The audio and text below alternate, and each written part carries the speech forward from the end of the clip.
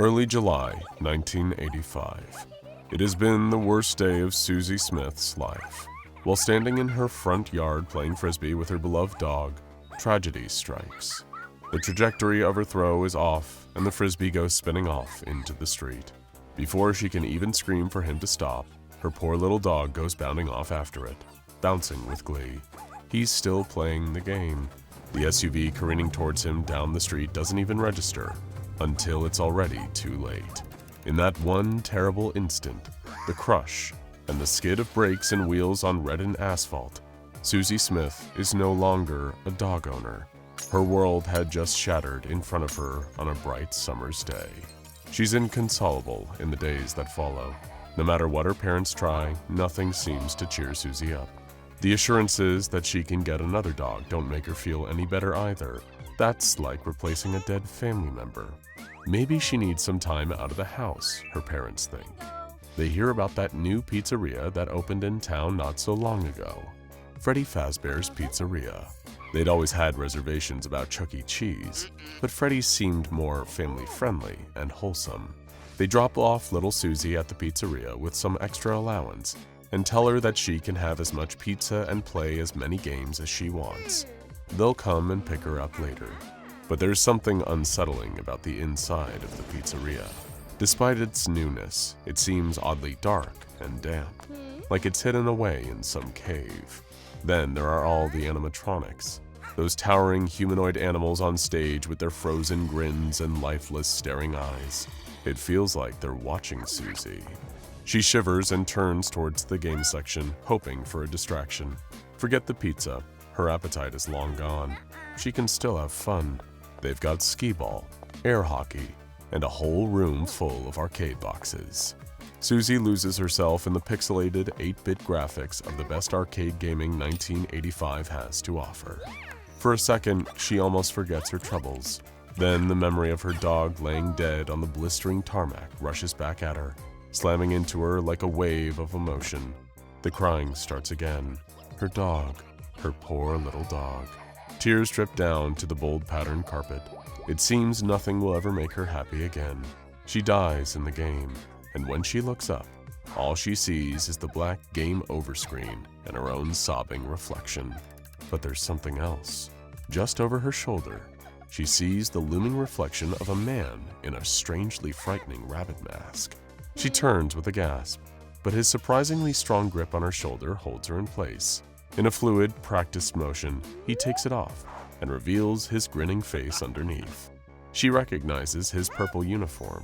It's the security guard who is posted at the door. "Sorry for the fright, darling," he says in a slightly croaky British accent.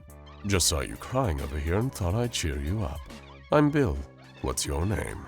She hesitates for a moment, until she realizes that she and the security guard seem to be the only people in the area. Guards protect people. What could be the harm in telling him? "My name's Susie," she says. "That's a pretty name for a pretty girl," he says. She thinks he looks like his smile is trying to escape the boundaries of his face. "What are you crying about, Susie? Anything old Bill can do to help you?" "It's my doggy. He died." Her voice cracks into another choked sob. Bill's brow furrowed. He asked her to describe her dog as best as she could, and when she did, the security guard soon started smiling again. "That's strange, Susie, because there's a dog that looks just like that in the back room." She feels a twinge of hope in her heart that overpowers her hesitancy. She saw her dog die. She knows he's dead, but she so desperately wants Bill's words to be true. "Really?" she asks. Bill nods and leads her through the aisles of arcade boxes to an unmarked door in the back. When they pass through, he closes it behind them and locks it. It's the last time anyone will see Susie Smith. As a little girl, anyway. Deep in the darkness of the lab, that same little girl clings tight to the bars of her cage. Tears stream down her cheeks. That rotten security guard had lied, and despite her begging until her voice is hoarse, he won't let her out of here. "Sorry, darling," he says, leaning over and staring through the bars of the cage. "I'm afraid you won't be leaving here. No need to be upset, though. You're about to be involved in something very exciting." "I want my mommy and daddy," she pleads. "We can't all get everything we want in life." Bill, whose full name, as you may have gathered, is William Afton, walks over to a strange shape under a dirty tarp. He pulls the tarp away and reveals the horrifying contraption underneath. A mechanical suit with a bright yellow exterior, the cavity of its chest open to reveal a horrifying catastrophe of gnashing gears and whirring servos. It's a chaos of painful edges and angles in unforgiving metal. "What happens next might hurt a bit, Susie," he says, staring at the mechanical guts of the suit, like one might lovingly gaze at their own newborn child. "But you can rest assured in knowing that what happens tonight will just be one little step closer to changing history forever." Missing posters for Susie are stapled to almost every telephone pole and streetlight across the city, but she'll never be found. The police are stumped.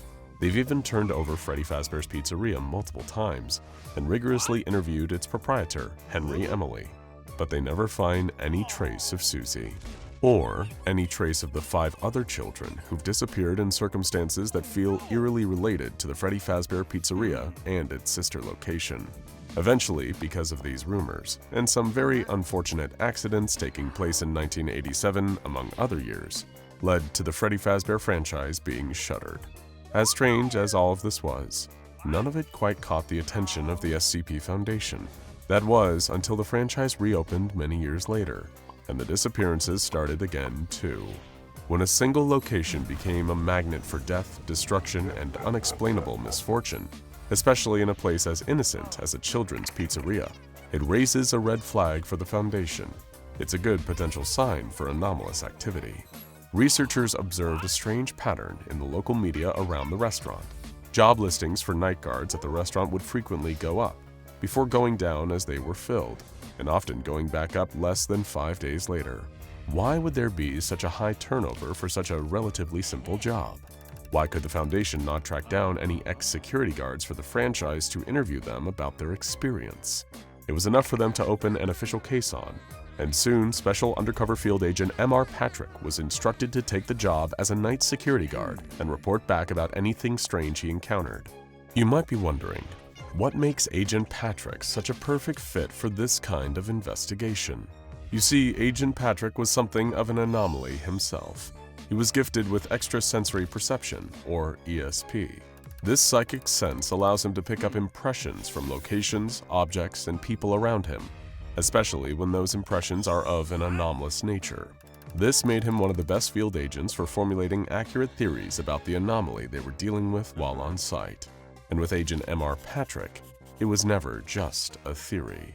Under the instructions of some kind of mysterious manager over the phone, Agent Patrick was given his security guard uniform and situated in the observation room. A bank of retro monitors displayed security feeds from around the building. He immediately felt an overwhelming sense of evil through his psychic sensors. People had died here. That was something he could be absolutely certain of. Once he was certain that none of the cameras were transmitting his movements to an external feed, he began to explore, guided by the same strange, eerie feeling. He soon found himself in some kind of administrative office where a number of rusty filing cabinets stood. Bingo. Agent Patrick started rifling through the filing cabinets, soon finding a number of interesting documents. The 2 business partners who'd opened the franchise, Henry Emily and William Afton, seemed like an odd duo.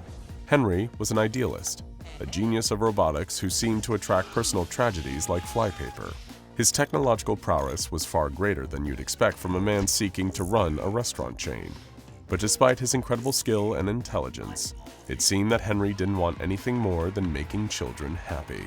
William Afton, on the other hand, had a dark energy to him.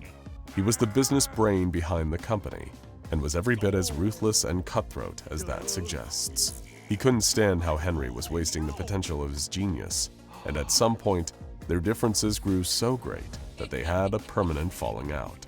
Afton seemed to fall off the map after that, and Henry became so sour on his ex-partner that he even specifically designed security systems to keep him out. This seems like more than a business disagreement, Agent Patrick thought. What did you do, Afton? Agent Patrick felt a dangerous presence enter the room. He turned and saw a huge figure standing in the doorway, the shine of orange metal. Patrick turned on a flashlight and pointed it at the figure, the light shining off of its rusty hook. Oh yes, Foxy. He read about this animatronic on the dossier. The long, lean pirate fox. But who'd put him there?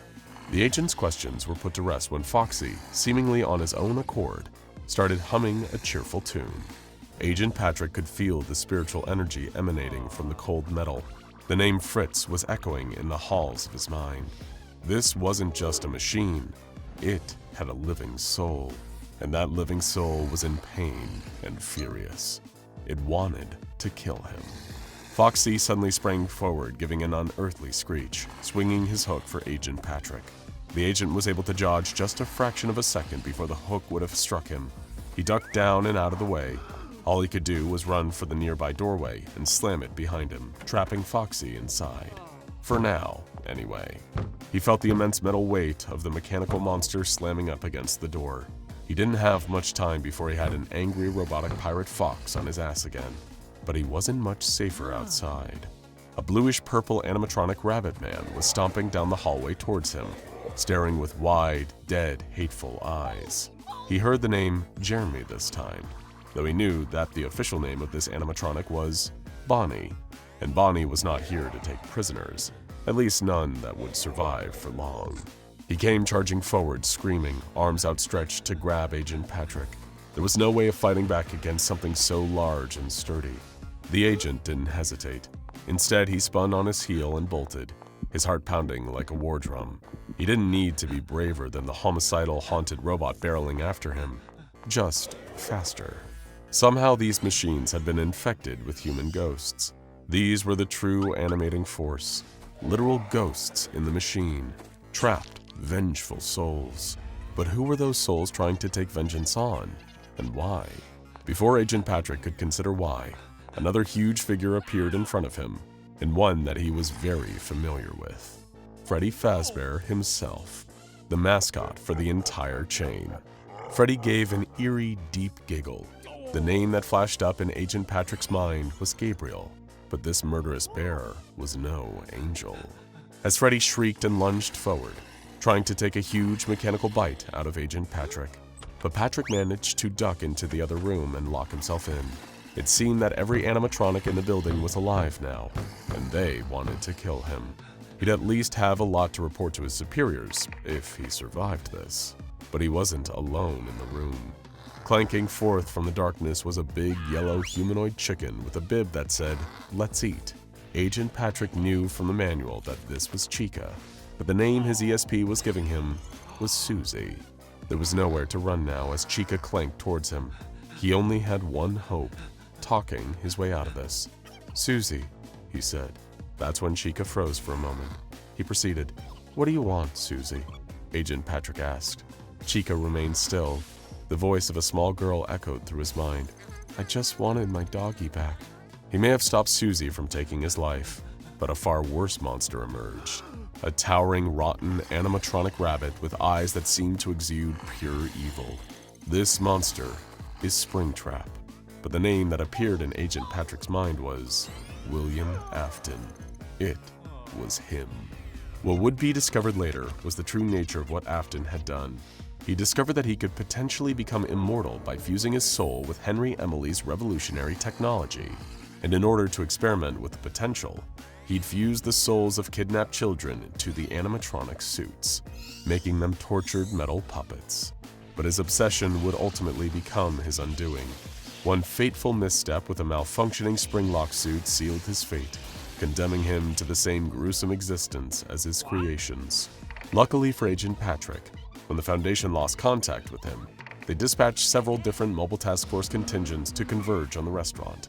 They entered with electromagnetic weapons capable of temporarily disabling the haunted suits. The situation was quickly brought under control. The restaurant was cordoned off, and the suits were taken into containment. Further connections to other franchise locations are still being explored. Hopefully the killer suits have taken their last lives now that they're in containment. But that's always the big problem with William Afton and his diabolical, anomalous schemes. He just always seems to come back.